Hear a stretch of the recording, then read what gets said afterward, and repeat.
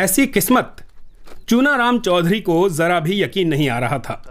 हर साल 47 साल के इस किसान को भरपूर फसल मिलती है। मध्य जून और अक्टूबर के बीच वो बाजरे के साथ साथ गेहूं और जीरा भी उगाते हैं। मूंग की दाल भी खूब होती है, जबकि उनकी जमीन रेगिस्तान के बीचों बीच है। जैसे इस साल का भी अपन देख लें तो जो एवरेज बारिश होनी चाहिए, जैसे 200 mm होनी चाहिए, उसकी बजाय अभी तक पूरा समय पड़ा है, आधा सीजन निकला बारिश का और 350-400 mm बारिश हो गई है। तो बारिश का रेशियो दिनों दिन बढ़ रहा है, बारिश ज़्यादा हो रही है। राजस्थान के सुदूर पश्चिम में थार रेगिस्तान है। हिंद प्रशांत में 2 लाख वर्ग किलोमीटर का ये क्षेत्र रहने लायक नहीं है। गर्मियों में तापमान 50 डिग्री सेल्सियस तक चला जाता है। दूर दूर तक रेत के टीले हैं, लेकिन कुछ साल से कुछ हिस्सों में हरियाली वापस लौट रही है।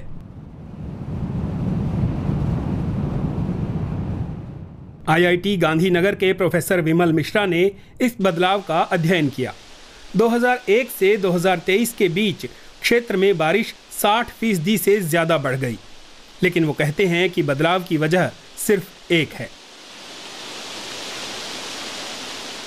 We were expecting that this may be because हमें लगता था कि बढ़ती बारिश से ऐसा हो रहा होगा क्योंकि ज्यादा पानी से हरियाली बढ़ने लगती है, लेकिन हम हैरान हुए कि इसके पीछे इंसानी दखल का भी उतना ही योगदान है। घनी आबादी में बढ़ोतरी के बीच लोग ऐसे जटिल इकोसिस्टम वाली जगह पर भी खेती करने के विकल्प खंगालने लगते हैं।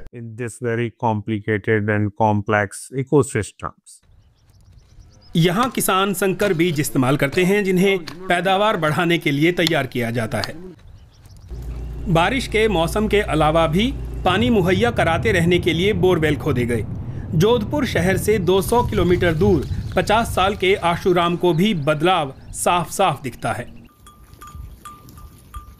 सियाले में भी होती है और चौमासे में भी होती है, पहले एक बार ही होती थी। इस बदलाव से थार रेगिस्तान भी रिहाइश के लिए लोगों को अपनी ओर खींच रहा है। कुछ रेगिस्तानी शहरों में 2000 से 2020 के बीच 800% आबादी बढ़ी है। थार रेगिस्तान को हरा भरा बनाने की कोशिश कई दशक पहले शुरू हुई थी। भारत की आज़ादी के बाद की सरकारों ने ज़मीन को इस्तेमाल लायक बनाने के लिए कई उपाय किए। ग्रामीण क्षेत्रों के बिजलीकरण से और बेहतर व ज़्यादा संख्या में कुएं खोदे जाने लगे। लेकिन इकोलॉजिस्ट चेतन मिश्र चिंतित हैं। यहाँ के भूजल में विभिन्न सॉल्ट मिले हैं और फसल की सिंचाई में उस पानी का बड़े पैमाने पर इस्तेमाल जमीन की प्रकृति को बदल रहा है। रेगिस्तान के किसी हिस्से में बहुत ज्यादा सिंचाई मिट्टी के लिए अच्छी नहीं, क्योंकि उससे मिट्टी में खारापन बढ़ जाता है। खारा पानी सिंचाई में जाता है और थोड़े समय के लिए तो अच्छी फसल मिल सकती है, लेकिन आगे चलकर मिट्टी को नुकसान होगा। वो कहते हैं कि रेगिस्तानी इकोसिस्टम का भविष्य भी खतरे में है। खेती अपना स्वाभाविक लचीलापन खो रही है और देसी पौधों को बेदखल करते हुए घुसपैठिया प्रजाति के पौधे बेरोक टोक फैलते जा रहे हैं। 13 साल पहले अपनी स्थापना के समय से संकल्प तरु फाउंडेशन इस नुकसान को सही करने की कोशिश कर रही है।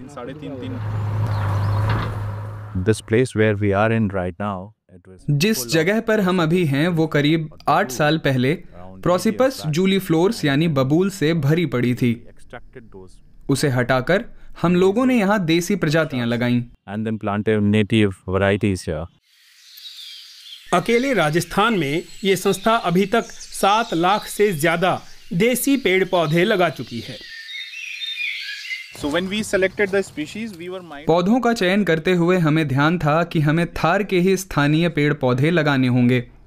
हमने कुछ फलदार पेड़ भी लगाए ताकि पक्षियों को भी उनका हिस्सा मिल सके। यहाँ देखिए, जामुन पकने लगे हैं और एक चिड़िया ने इस पेड़ के पास अपना घोंसला बना लिया है।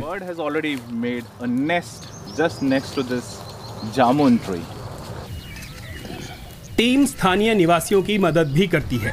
इस किसान के बगीचे में अब सिर्फ रेगिस्तानी स्थितियों के अनुकूल स्थानीय फल ही उगाए जाते हैं। फाउंडेशन मिट्टी की सेहत जैसे विषयों पर किसानों को ट्रेनिंग देती है और पानी बचाने के उपाय भी करती है। So this is the micro drip irrigation system.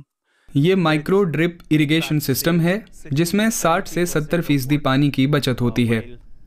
इसे सही रखरखाव की ज़रूरत है क्योंकि रेत से सिंचाई का ये तरीका कभी कभार ड्रिप इरिगेशन सिस्टम में बाधा पैदा कर सकता है। Drip irrigation system, so we have to maintain them. But then it really मिट्टी की नमी में कमी आते ही सेंसर हमें बता देते हैं और सिंचाई सिस्टम फिर से चालू हो जाता है। and this irrigation system starts functioning. Thar रेगिस्तान एक चुनौती बना हुआ है। यहाँ पनप रही हरियाली का कुछ लोग स्वागत करते हैं, लेकिन कुछ लोग रेगिस्तान के स्वाभाविक रूप को बनाए रखने के लिए जूझ रहे हैं।